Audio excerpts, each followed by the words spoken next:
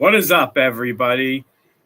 This is Joe Carlton with the Sports Affiliation. I'm joined here by Josh Bolling and Dan Jewett, my two good friends and fellow high-stakes players. We're going to give you some of our Week 4 takeaways and reactions. We each prepped 5 different takeaways, so we're going to do that. I'll start right away with the Arizona running back situations. So everybody was excited about Trey Benson coming into this game. I was a little bit pessimistic, not going to lie. I thought that DeMercado was going to be factored in.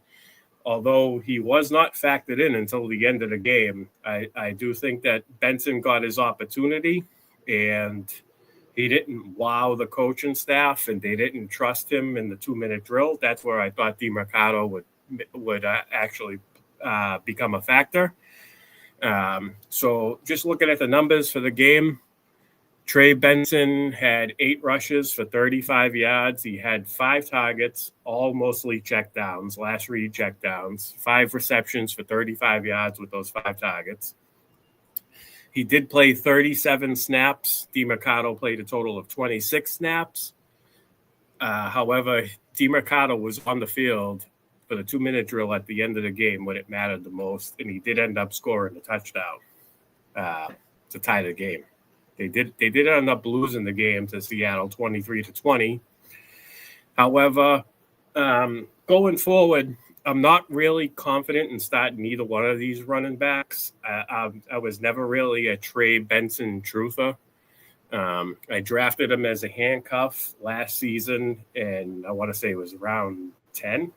And he literally sat on my bench the entire time, and I think I cut him towards the end of the season. Or, one of the last couple of weeks, we were able to add free agents, so he was a roster clogger. However, he does have an opportunity this season to be the 1A. I view him as a low-end RB2. RB3 really, but a low-end RB2 on weeks where the game script favors him. So that's really my take on Arizona.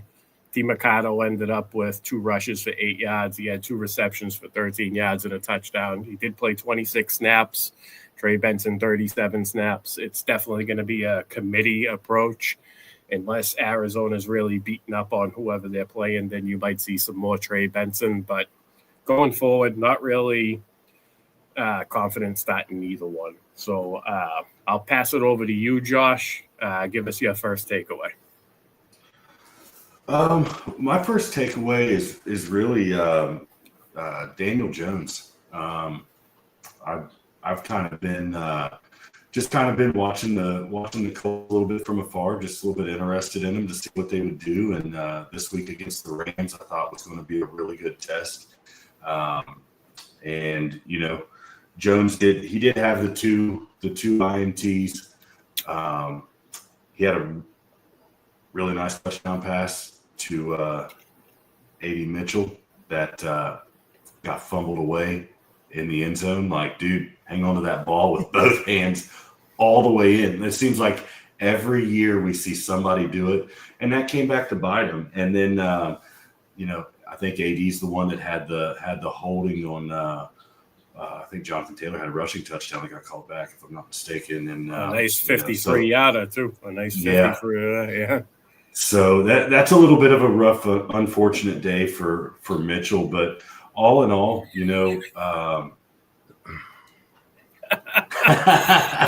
Love that, James. Love that, man. Shout out to you, Jamie's the man, man. Appreciate you tuning in.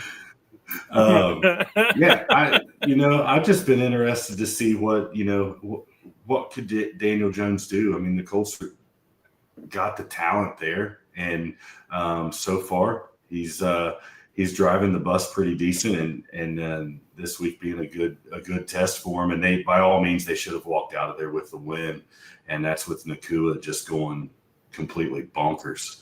So that's my first take is just kind of looking at Daniel Jones, seeing what he's doing. He's not been rushing much, getting or scrambling, getting many yards there.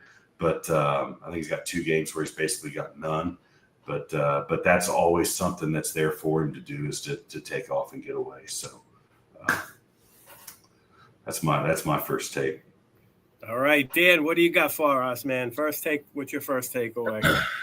My first takeaway, want to talk about a couple different players on the Chargers. That was on the side TV for me and Josh yesterday. We have a lot of Chargers on different of our high stakes teams. So I'm going to just start out with our MVP on one of our teams right now, Quentin Johnston, just absolutely tearing it up. 8 for 98 and a touch again. I think we talked about this either last week or the week before. We have a team with McConkey and Quentin Johnston, and we set McConkey for Quentin, and really, really glad we did. So Quentin Johnston looks like the real deal. I heard somebody talking today about this, and if you think back about 3 or 4 years ago, Devontae Adams, it's almost like the second coming of Devontae Adams. Those first 3 years Adams was with Green Bay, he really struggled. And I remember, I think it was year 3, I think it was Jordy Nelson and Cobb, if I remember right. And I took him late in the draft, and I cut him before the season started. And then he went bonkers, did the same thing. I'm just wondering if we're not seeing a little bit of Devontae Adams and Quentin Johnston, but it helps with the way Herbert's throwing the ball. It seems like he's throwing way more than we all expected. The Giants' front four did give the Chargers' offensive line all they could handle yesterday. So that's the one thing that worries me on the Chargers. But Hampton looked good. The running game looked decent. I think he had 10 or 12 carries for 100-some yards. So really like what I'm seeing from those Chargers. Keenan, he's still a spot start, especially with these injuries and bye weeks. But I think going forward, Ladd, I'm not putting him on any of my lineups unless I'm on an absolute desperation play. But I know we talked about this before too. It's great with Quentin because the time that me and Josh took him, we didn't even have any interest in him. But if you guys are with us in the NFFC, we get that free look, and we drafted that team on Thursday or Friday morning. And the only reason we drafted him was to see that free look. We got lucky, and we got the touchdown or 2 touchdowns week 1. And he's our number 1 wide receiver on our second best team right now. So really, really happy with that so far. Nice. I just want to add that he was basically free in drafts too, like talking like double-digit rounds, like beyond round 18 where we got him. Round beyond round 15. Yeah. I mean, that's the definition of a league winner. So you can get somebody that late, and he's your wide receiver 1. I hope it continues. Like you said, Ladd. I'm worried about Ladd. You got Arande Gadsden factoring in here and there. Obviously, Arande Gadsden's lower on the pecking order. And, Amarian Hampton is primed to be an RB1 going forward, just based on volume alone. He looked really good. He finally had a breakout game. So, yeah, I'm in on the Chargers offense. Like you said, the one thing that made me shy away from them was Jim Harbaugh and the fact that he likes to run the ball a lot. But now with Najee out of the picture, man, it might be wheels up for that passing game. And shout out to JC, our guy JC Money Design, because when he heard John, he pointed it out numerous times. When John Harbaugh said that he wanted to make Justin Herbert a Hall of Famer, JC was in on the Chargers passing game. He argued with me show after show that Herbert's gonna sling it this year, and he was right. And also shout out to Rico, another one of our TSA guys. He's a Charger fan, and all summer long in the group chat, the TSA group chat, he was talking about how everybody's sleeping on Quentin Johnston this year. So yeah, man, definitely a great pick. I wish I had more of them. I do have a couple shares, but definitely not nearly enough, because that is the definition of a league winner. I'm going to move on to my second takeaway, and that is the emergence of Woody Marks. So when I joined the Austin Eckler Charity League, another TSA member, Gina Noble, shout out Gina, probably the best female fantasy football player in the world. She laughs at me when I say that, but she's won the Queen's Classic. in her first opportunity last year. And she was in on Woody Mox coming into the season. That's kind of what made me open my eye to him. I looked into it. Joe Mixon, being as old as he is and injury prone as he is. We do know that Coach D'Amico Ryans came out today and said he is unsure if and when Joe Mixon will return this season. He also stated that he was excited to see how much more he can handle, indicating to us that he's going to continue to see his snap share and workload increase as the season goes on.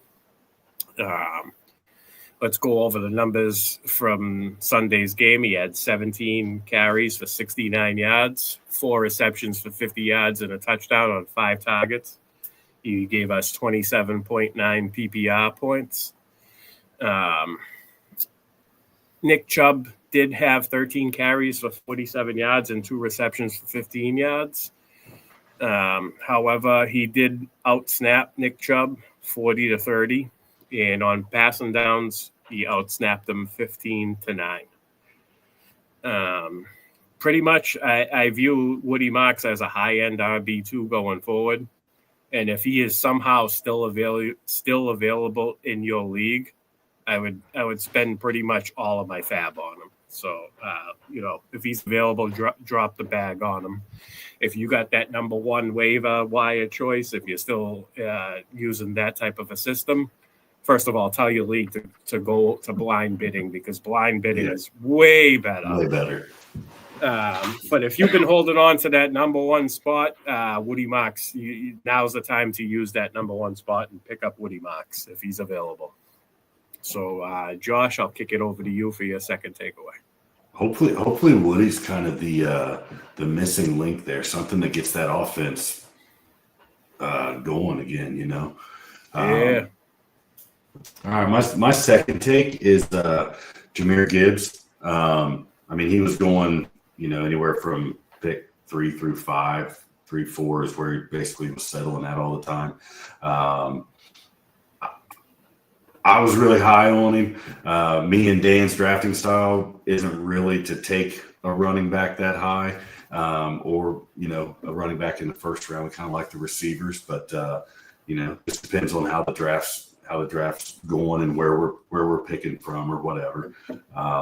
But Gibbs is putting up solid numbers, and without Ben Johnson there, the Lions had that first game of the year against the Packers, in Green Bay or whatever. But other than that, and they're seem to be clicking on all cylinders. And I'm excited. I really feel like if Gibbs can stay healthy, I think that they're just going to continue to feed him, and I just look for him to be the number one player by the end of the year, especially with all the wide receivers that are going down. We'll see what Nakua can do, but I just like Jahmyr Gibbs' chances to take over that number one pick spot. Nice. David Montgomery actually didn't get all that much playing time or carries in this game either. It's something that makes you scratch your head a little bit because of the type of game he had the week before. I don't know.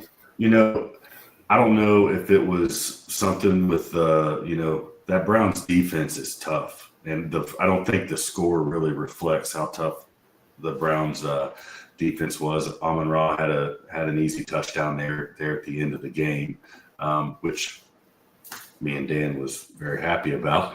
But the Browns defense is tough. So I think maybe a little bit of their game plan there was to kind of go away from that. But I don't know. They had 29 carries as a team, or 29 rushes as a team, and Gibbs had 15 of them. Montgomery had 9. So, was it 60, almost 60-40 between the two of them? Right. Montgomery was only on the field for 10 rushing snaps, which was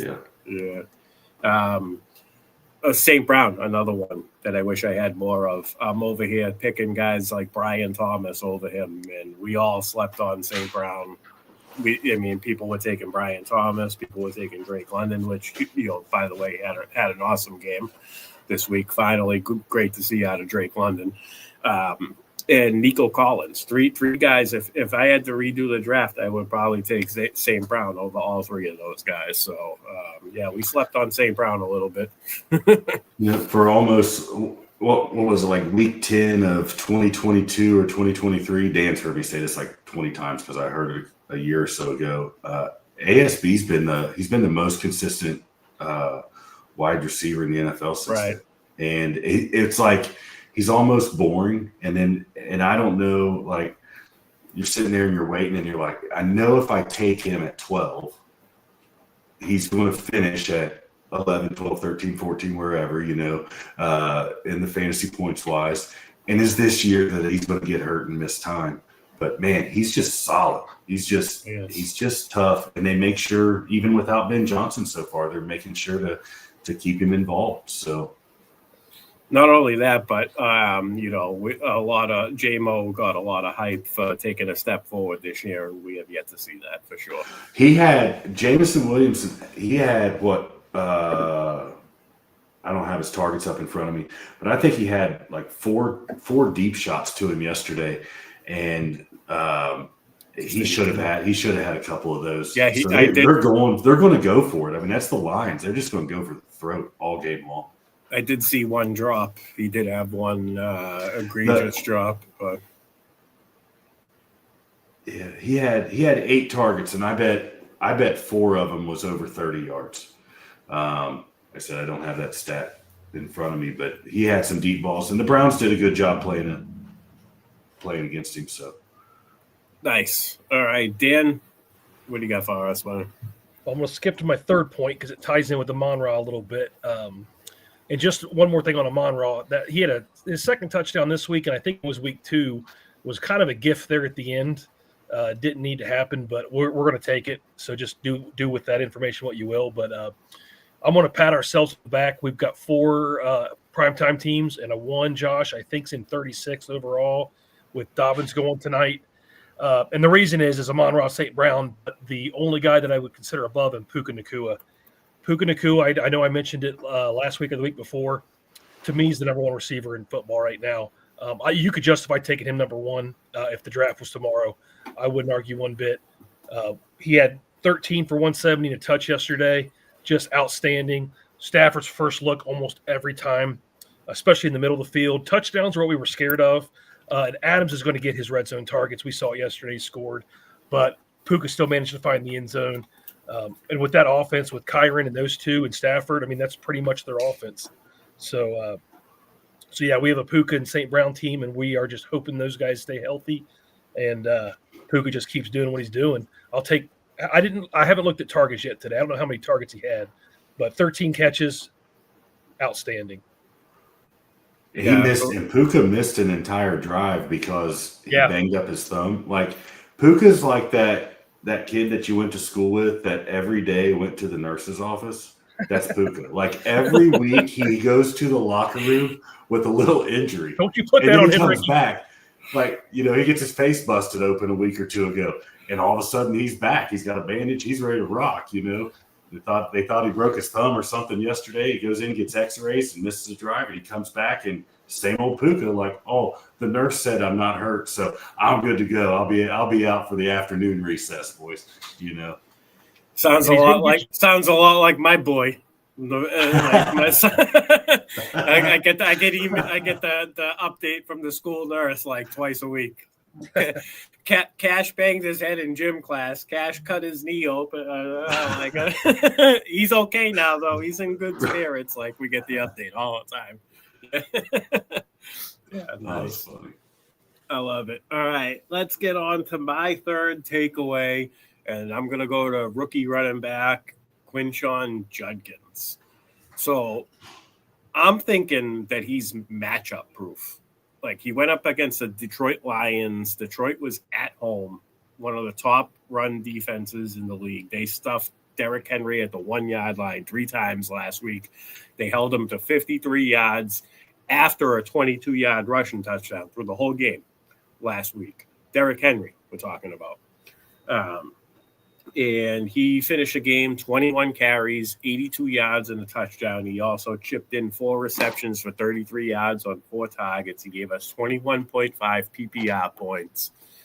Like I said, against one of the best defenses in the league versus running backs. He's now got back-to-back games with a rushing touchdown. He outsnapped Jerome Ford 39-19.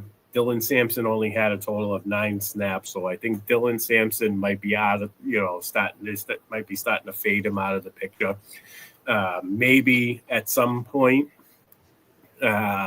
Sampson could maybe overtake Ford, or maybe the Browns look to trade Jerome Ford, possibly. I don't know.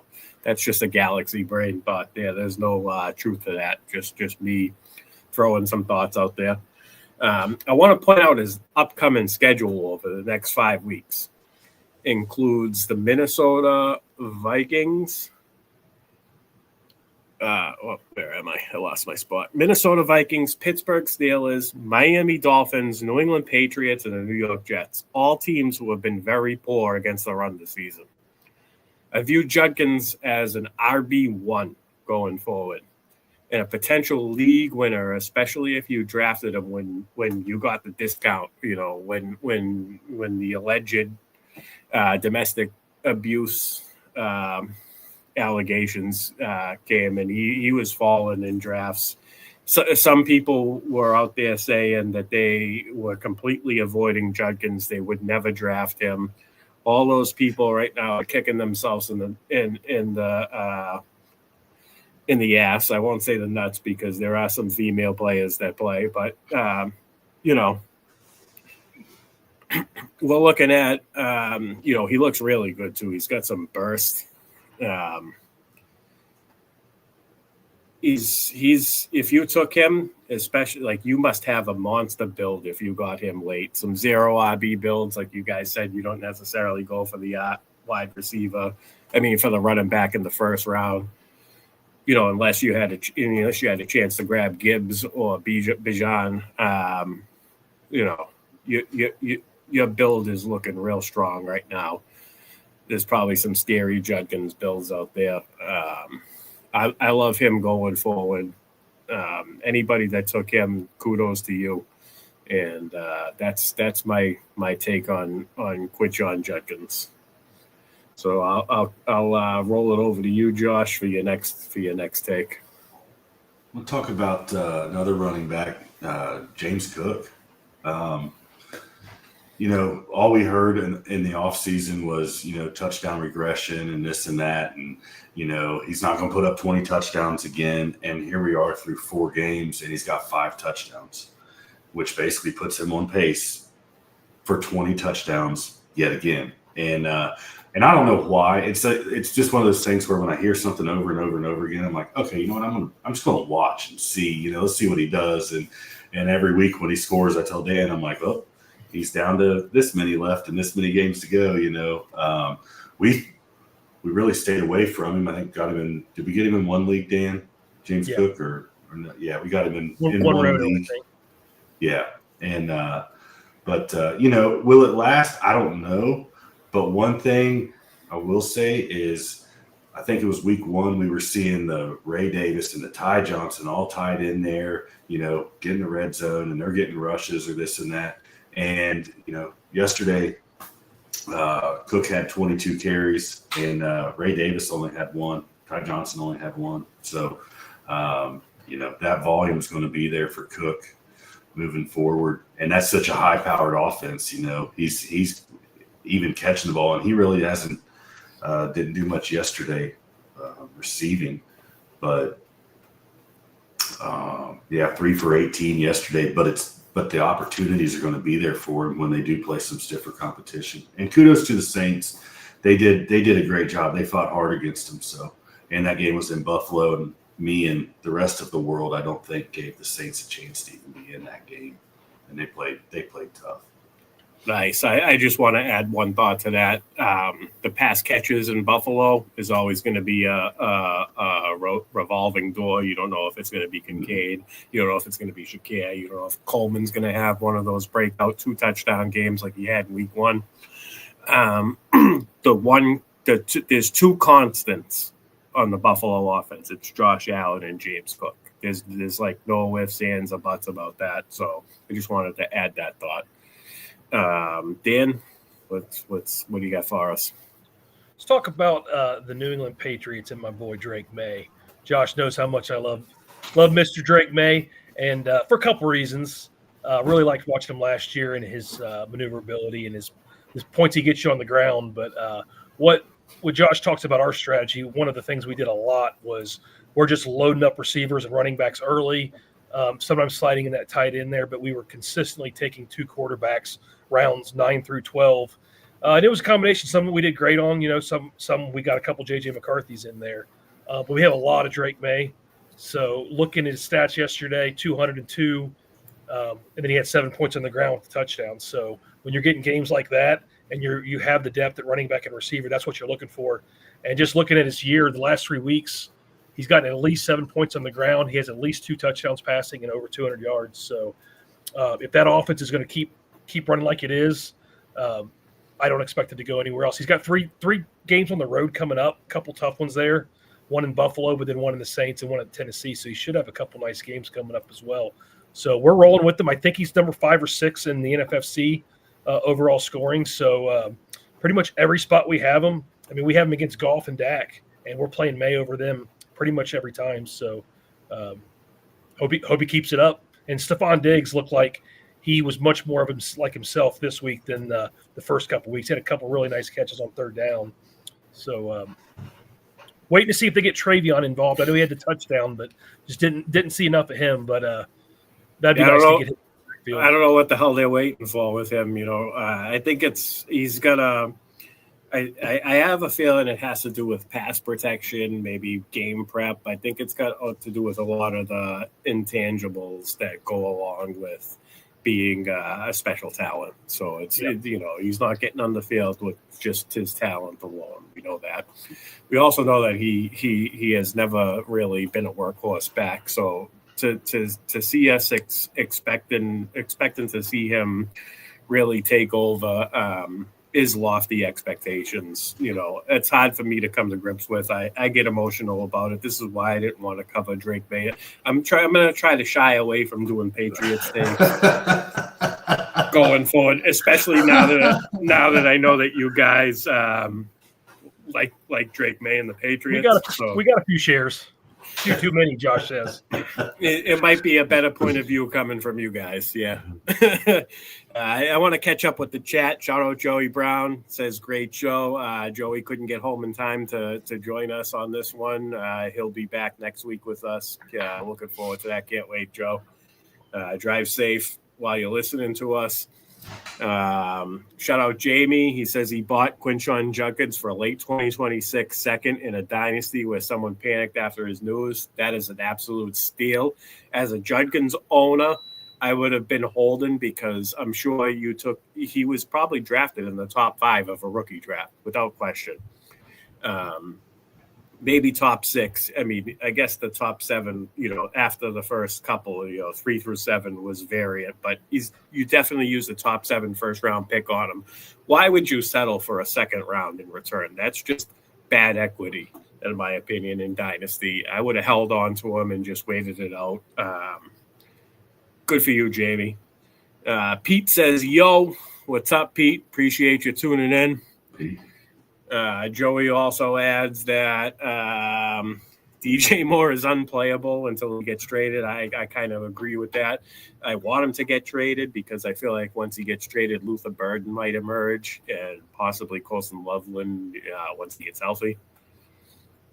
So, yeah, now that we caught up with the chat, I'll get on to my next take. And my next take is I'm starting to believe that Calvin Ridley might be cooked. He got a lot of steam throughout draft season, throughout training camp, he was looking good. He was supposedly going to be the clear-cut number one target. There was Tyler Lockett, Ayamana, and Restrepo battling, and Chig, I guess, battling for the number two target. And it kind of looks like that there is no number one or number two target. I believe Calvin Ridley and Ayamana now share target share. They have the same target share. They both have 23 targets on the season. Chig is third with 19. That's not too far off. This past week, he had 2 receptions for 30 yards on only 3 targets. He's failed to score more than 9 PPR fantasy points in any game this season. We did find out today that he was playing in-game with an injury. I don't know if this is another made-up, it could be a made-up injury. Who knows? I don't like to say made-up injury because that's like tacky, but there's speculation on what happened with Lamar the other night. We don't know what's going on with Calvin Ridley. It's just the vibes are bad. We know that he's now 30 years old. He's on the downswing of his career. He's playing with a rookie quarterback who may take time to develop as the season goes on. So I believe that's affecting his fantasy results as well. I would be putting his ass on the bench going forward until he can show that he's trustworthy. Maybe start him on as a bye week filler. If he's still, he's still earning 6 to 8 targets a game. But like I said, that's coming from a rookie quarterback. The catchable target rate is probably not as good as it should be. I'm concerned about Calvin Ridley. If I'm a dynasty owner, I'm definitely trying to sell him. I got to shout out Dan Williamson, one of my favorite follows in podcast listens from the GOAT District, player profiler.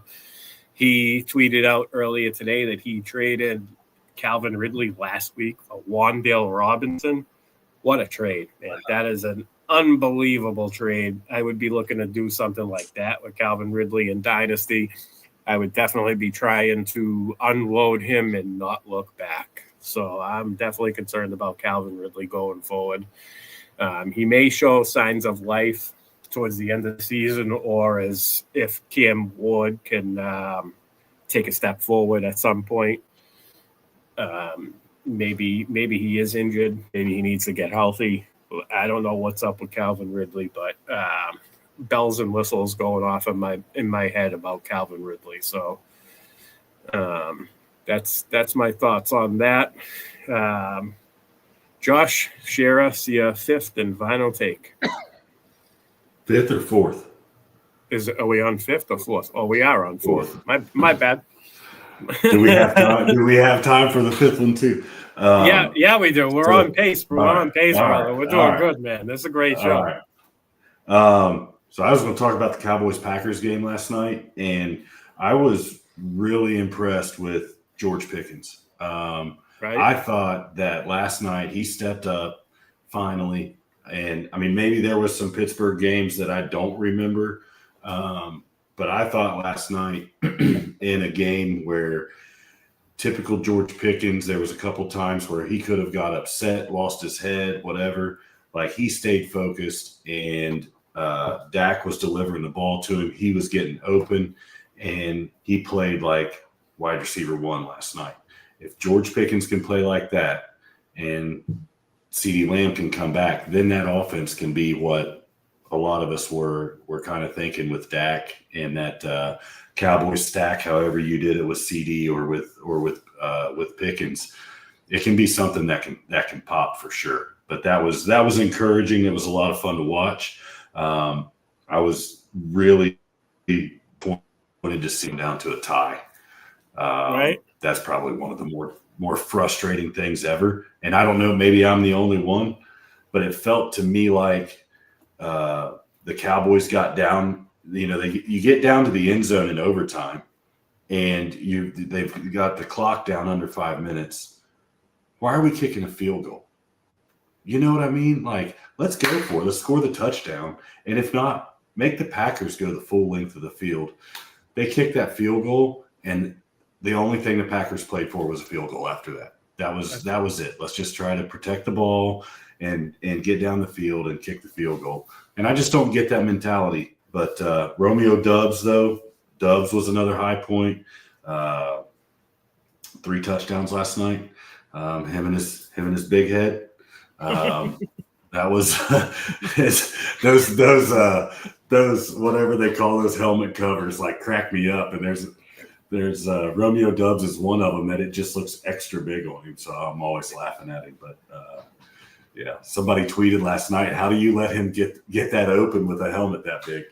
But, no, yeah. That was a good game to watch. And the Cowboys showed some life there, and maybe some things to do that against the Packers D. I think that could be encouraging. And Pickens is number 5 wide receiver on the year in fantasy. So right now, at least in PPR leagues. Yeah, nice. I love the call. Dak Pickens was a stack that I was targeting in all drafts. I actually got him in Scott Fishbowl. So I might have over 300 points this week. I'm going to have to go look. I haven't checked the score. I got too many leagues to be keeping up with as in real time. I check them, on Tuesday. Once the week is over, then I'll go back and look at everything. But yeah, definitely a good call, Josh. What was it? What else was I going to add to the? Yeah, Javonte didn't look horrible. Even, I mean, he was still averaging four per rush last night. Still put up 85 yards. He had a couple runs in there that was good. I mean, I don't know. We'll see what happens. But I didn't put any faith in Javonte this year, and he's. Yeah, see, I was in on Javonte. He was the only. If I had to, I wasn't necessarily in on him, but if I had to pick a Dallas running back, that's who I was going with. I felt like it was clear cut. Jaden Blue just didn't have that draft capital. Javonte earned over 70 targets last year. That Dallas is going to be playing from behind in a lot of games. I feel like every year. It's hard to get a read on Dallas as far as matchups go. Some games, they just get totally dominated, and then they play a good team like the Green Bay Packers with the stout defense, and they put up 40 points. So it's like it's kind of mind-boggling. But yeah, I'm with you. I'm with you all around on that take. Dan, what do you got for us? Joe, the Packers might lead the league in big head helmet things, but Josh has one of those big Bengals hats. When you going to bring that on the pod, Josh? He's got it. Let's go right now. That was unplanned, but I had it here just in case we talked about the big helmets. Nice. Oh, buddy. I would like to talk about somebody who did not play this week, oddly enough, and it's a great reminder. It's a little easier on the East Coast and the West Coast, but sometimes you'll have those 9 a.m., 9:30, which would be 6:30 out west games where you have some crazy news, and woke up to Jaylen Warren news. And Josh was blowing up my phone before I could get a hold of him because we do have him in, I think, just one lineup. I know separately I have him quite a bit. So got to watch the whole Pittsburgh game without Jaylen Warren. And I want to ask you guys and anybody that wants to comment too about it a little bit. But, pretty much it was the Kenny Gainwell show. He looked great. Tells me everything I need to know about Jaylen Warren coming up. They got bye next week, so I think they were just giving him a little extra precautions. So I fully expect Jaylen Warren is a running back too the rest of the year. I know that's kind of weird seeing that him not playing, but the fact that Caleb Johnson he barely played until the third quarter, got a few carries, didn't look great. And I guess the question, me and Josh were talking about this. We had Caleb, I think once. I have him once in my own leagues. I'm a big proponent of it when we're taking these young rookie running backs. You don't cut them. You keep them all year long. I live and died with Blake Corum last year, and that was the wrong choice. But I don't want to be the guy that cuts him week 5 or 6, and then he blows up, the second half of the year as a league winner. So I'm kind of curious on your guys' thoughts on Caleb Johnson, because I'm to the point where I think he's cuttable. I don't want to stash him anymore. In shallow leagues, he's 100% droppable. Like, we play high stakes, so we get the 10-man bench. So, but you look at the injuries we have and the bye weeks coming up. You're gonna have to make some business decisions here real shortly. Yeah, he's cuttable. He's expendable. I want to say he's droppable yet. I like your thoughts on trying to hold on to him. Maybe there's some hope. But I mean, Kenneth Gainwell looked really good. I played him in one spot. I did the my live draft in New York, my live OC, the 350. I didn't plan on going 0 RB. It just ended up that way. And Aaron Jones was the first running back I took, and he's no longer available. He's on. So my RB room is pretty thin. So I'm not going to pat myself on the back and say that I started Kenny Gainwell, but I did start Kenny Gainwell. I really didn't have a choice. My 2 RBs that I started this week were Kenny Gainwell and Rico Dowdle. So. And Kenny Gainwell bailed me out on that one. I actually had a pretty decent week. I still have guys going tonight, and I believe I have 141 points with 2 guys to go. So it turned out to be a pretty decent week. Pretty low in the standings. It's one of my shittier teams for sure.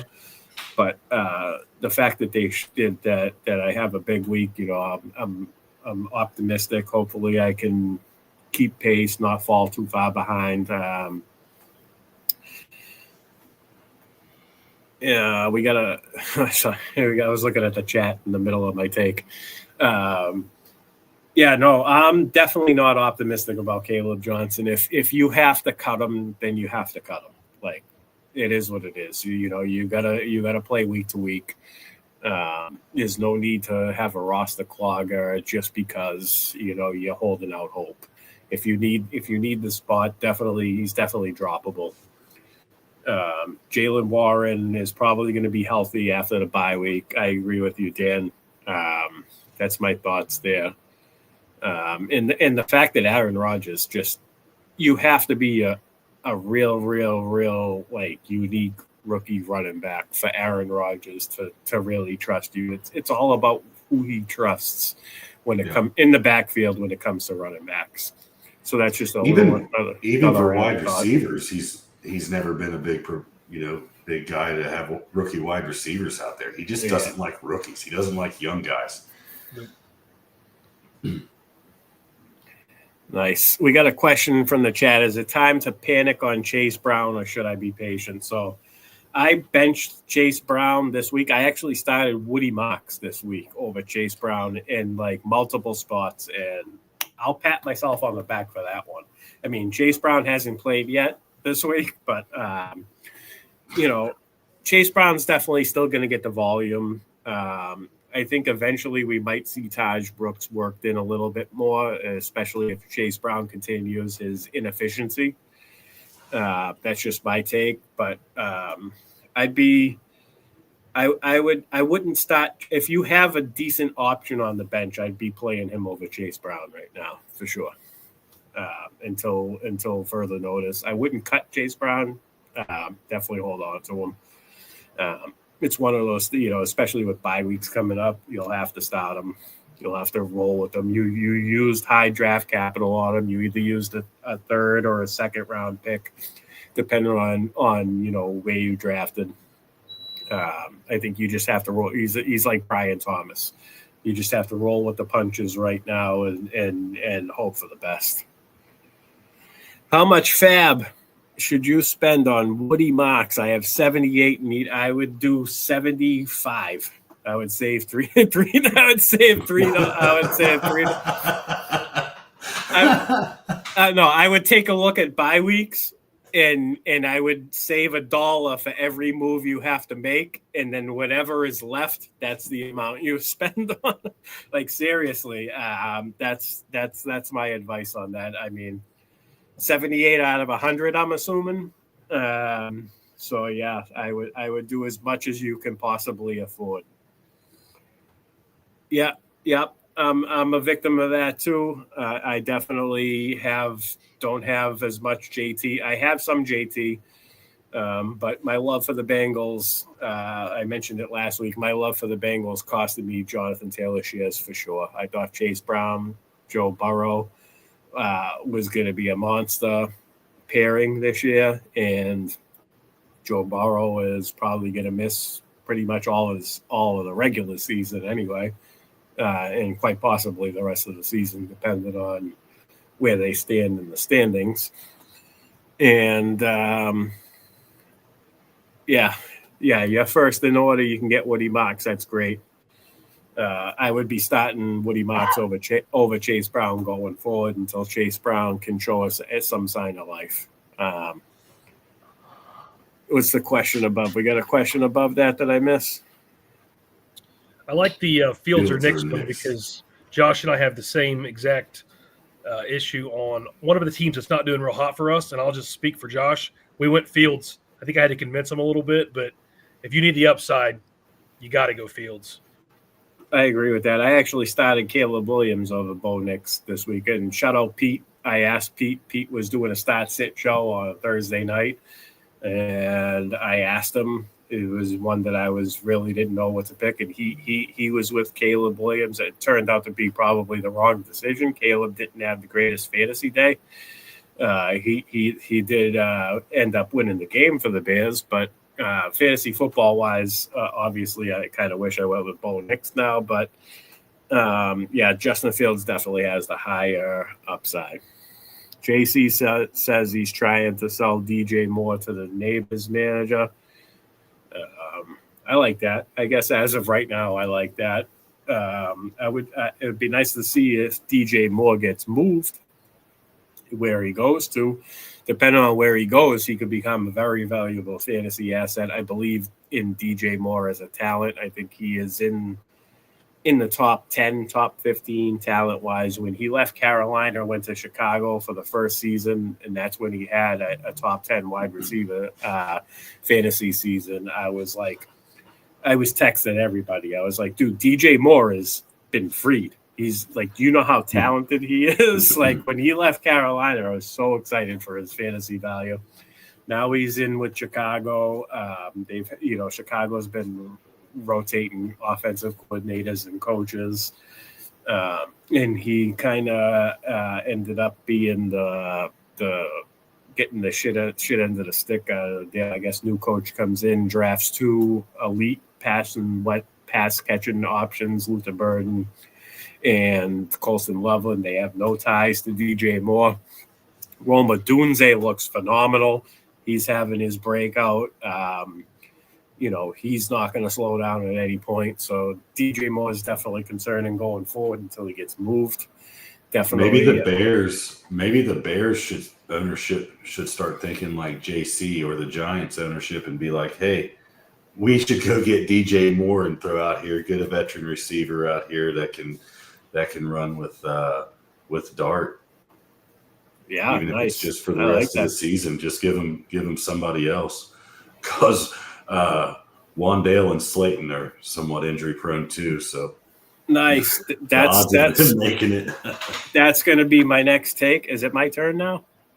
Yeah. Actually, yeah. I'll go on to my my last take, and it was talking about the New York Giants wide receiver room.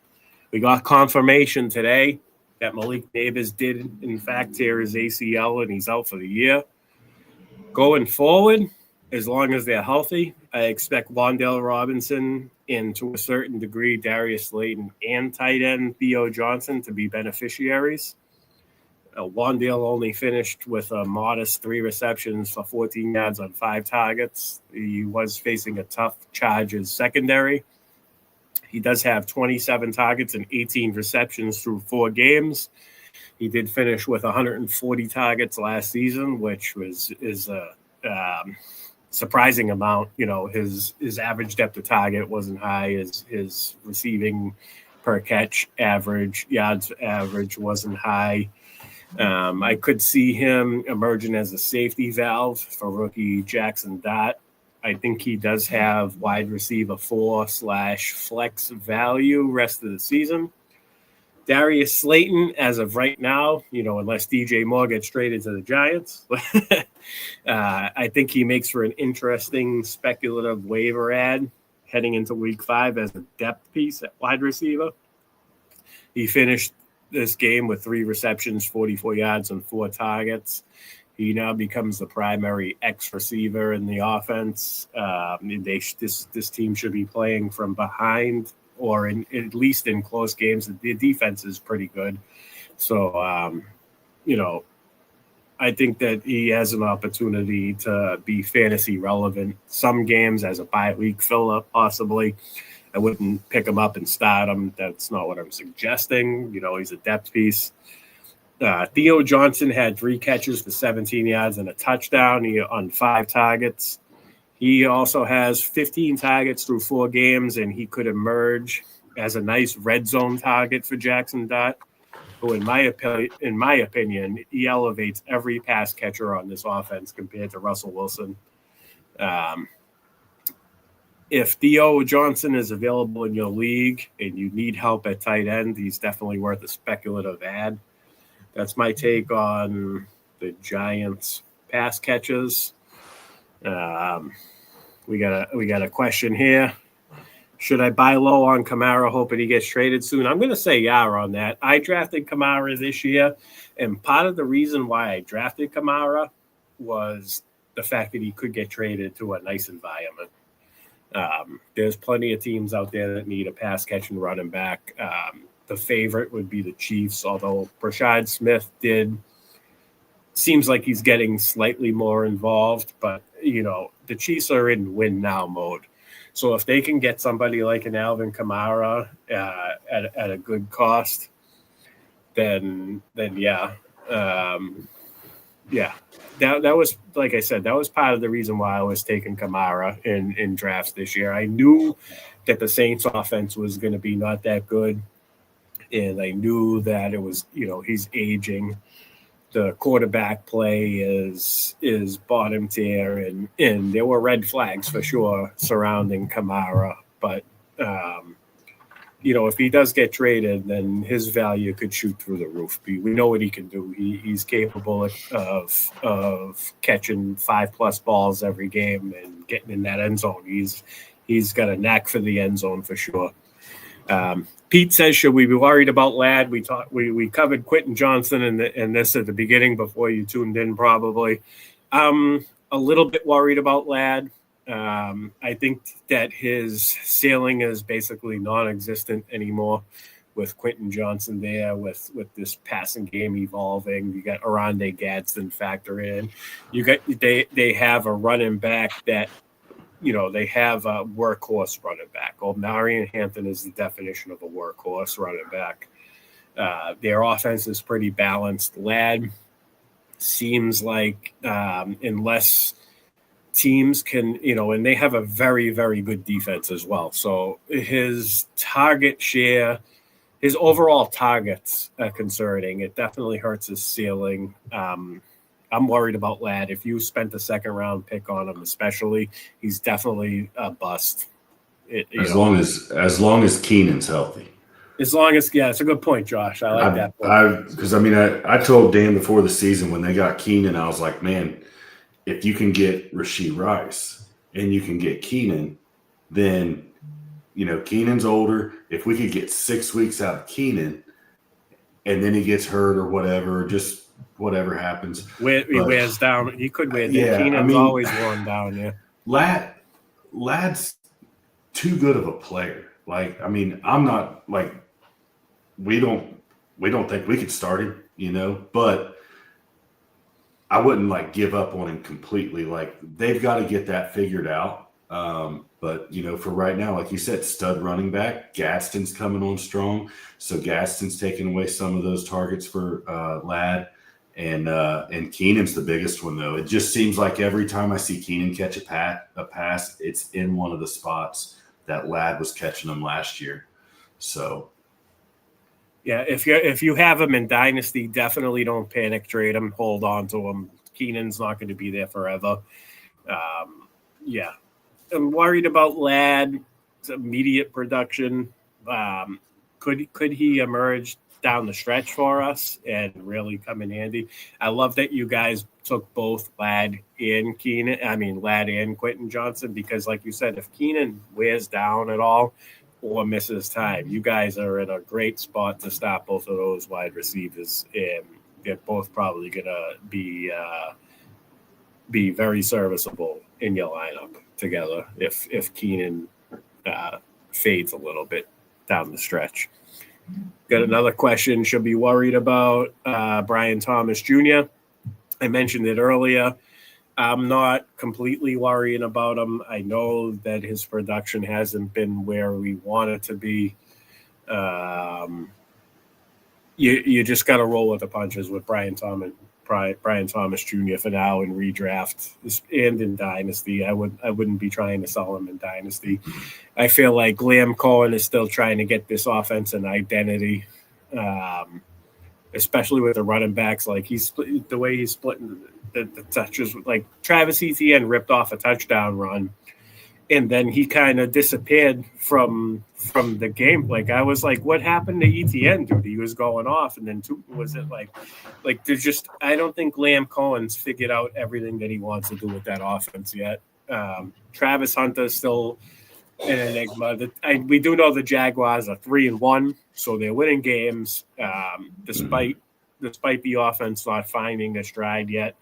I would be patient with BTJ for sure. Unless you have a real loaded wide receiver room, you got to start him and just roll with it. Who do we get? Dan? Do we get your last take? Yeah, you got mine. Oh, Josh. Yeah. So my last take is on Baltimore Ravens, who's they're in the Bengals division. I would love to see the Ravens be 1-3 every year. But something that's really frustrating to me is I know Derrick Henry had the fumbles, and I feel like those things are going to happen. It's unfortunate the situations that it happened, like in last week, the spot that it happened in was very unfortunate.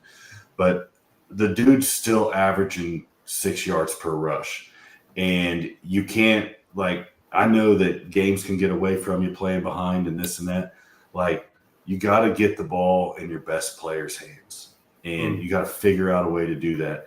And they've got talent with Justice Hill. And, Keith Mitchell he's not even dressing. And that dude's fast as lightning, that they could throw in there on passing downs at some point this year. But they got to get the ball to Henry. And my biggest take on this, and I was so frustrated yesterday, and I don't even have Lamar. The dude just quit. And you mentioned it in the beginning.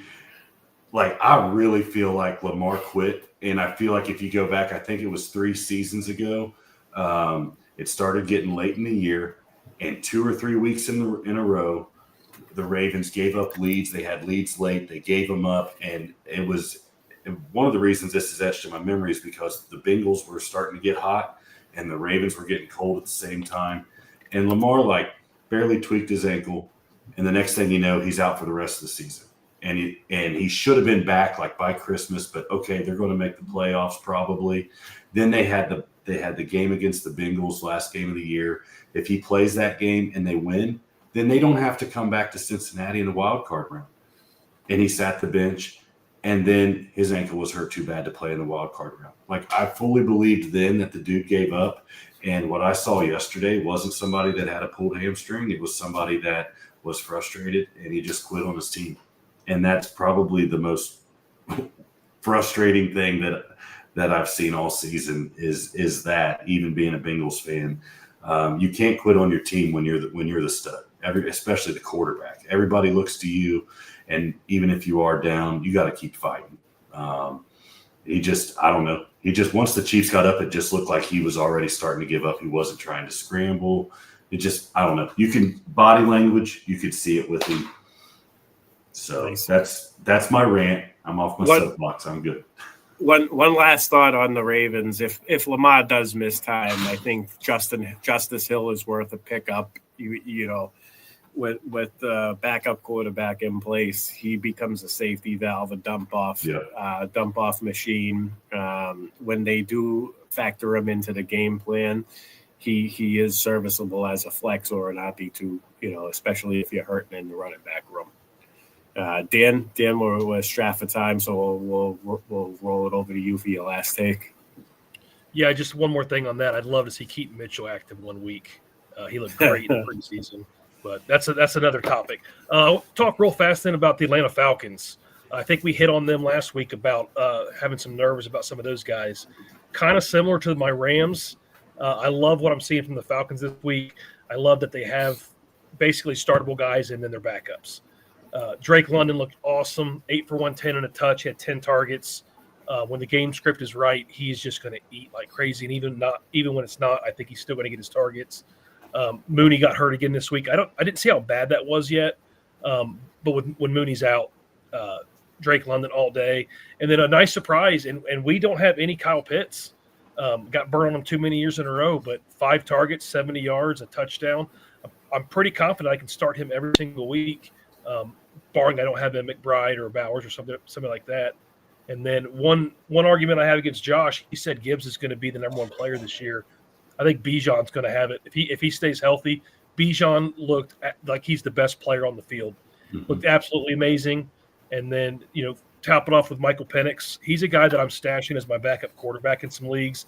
He's got some really nice matchups during the bye weeks. So if it happens to fall right for you, I have no problem playing him with the right game script, especially if I have a Mooney or a Pitts or even a Drake London on that team just to do a little mini stack. Trade Bucky for McBride and Monty.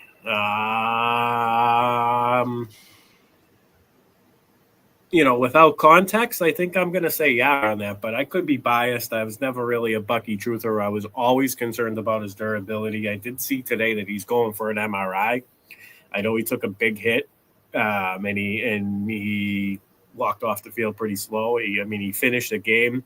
He's been tearing it up fantasy points wise, so I'm not going to say that he hasn't delivered on his draft costs, and that's kind of why I was against him this year. I was more hating his ADP than the player himself. But I don't know. Maybe I'd to Quinshon Judkins late.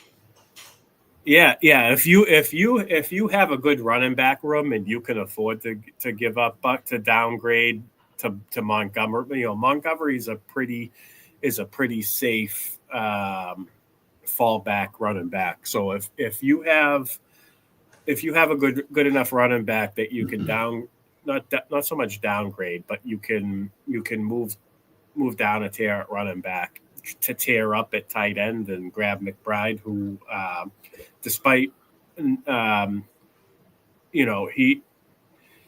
he's not delivering us the numbers he gave us at the end of last year, but I don't think that it's out of the realm that he can't at some point during the season. Arizona's offense, like I said earlier, I'm not confident in their running back room. I think Trey McBride may be leaned on every single game for double-digit targets. So, yeah, I don't hate that trade.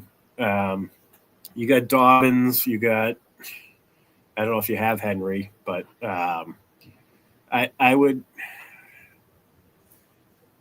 I don't know. I think – yeah, if you have – Dobbins, I do think RJ Harvey's gonna play a role as the season rolls on. We know Dobbins wears down as the season rolls on. We found that out last year when the Chargers rode him every game early on. So, but yeah, I think I would make that trade, and just I like it. It's close, but I lean the McBride side on this one. What you guys' thoughts on that, real quick? I would have a really hard time getting rid of Bucky myself. I'm gonna let Dan answer. I answered a question last week about a trade. Dan's the trade guy. We don't have a whole lot of leagues we trade in, but like I said this before, I always want the best player in the trade. I would have a tough time. I was sitting there thinking, no way I trade Bucky, but the more you talk, Joe, I'd probably be taking McBride ahead of Bucky, especially with the injury news. If I had the running back depth, I know he said he has Dobbins. Maybe he has Harvey as well. But McBride is just going to eat all year long. And he's got Derrick Henry too. I think you got Henry and Dobbins. Yeah, if your running back room is strong and you can tear down at running back to tear up at tight end, I'm totally doing that trade.